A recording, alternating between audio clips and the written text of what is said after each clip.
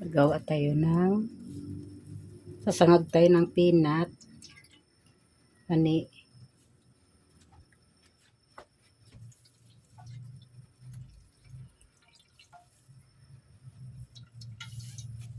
Natin ubusin yung 1 litro. So mula nilagay natin yung mantika, ininit ko lang siya ng mga 3 minutes. Nakadepende na po yan sa inyo kung gaano katagal yung mantika initin nyo. Kung gusto nyo mainit. Ako kasi yung tamang-tama lang para hindi agad masunog yung ating mani. So itong mani na ilalagay natin ay lutuin natin ay nasa 2 kilo at kalahati ito. Yan.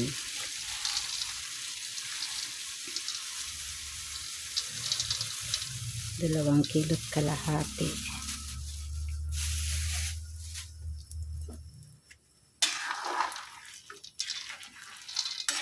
Haluin natin siya ng haluin para hindi nasusunog.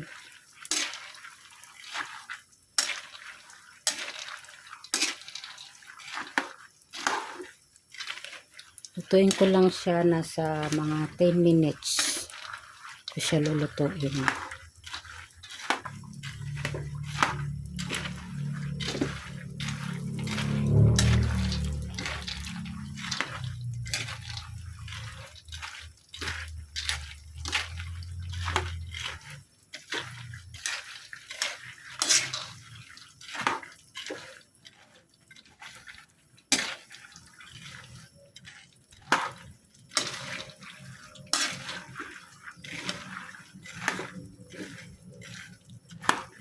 In minutes natin siyang lutuin, guys. Pwede na. Yun guys, ang palatandaan kapag luto na yung mani, balatan mo yung isang ganito. Mainit. Yan.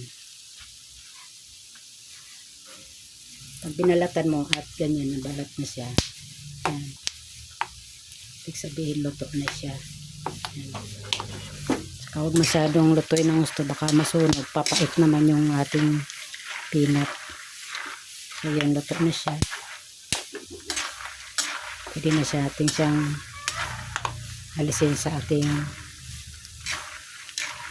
kaldero. So ito na siya, guys. Yan, ating mani. Ito na yung mani natin. Maglalagay tayo ng guys. Dahil 2 kalahati yung ating mani, maglalagay tayo ng 3/4 na asukal.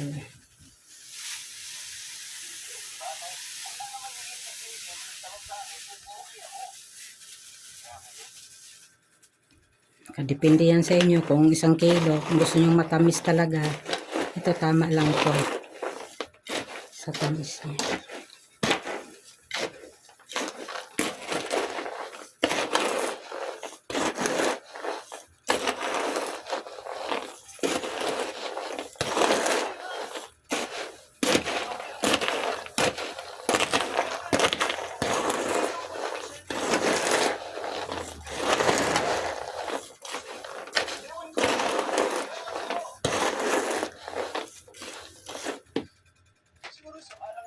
Maglalagay tayo ng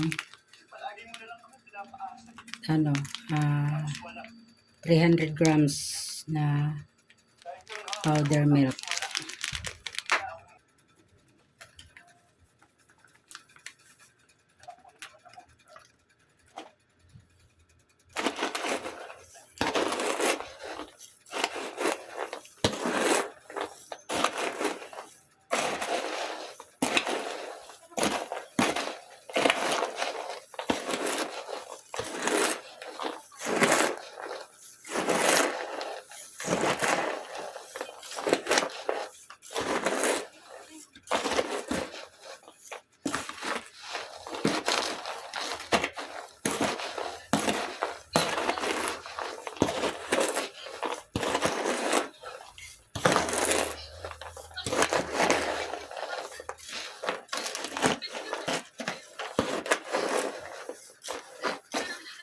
So, yan.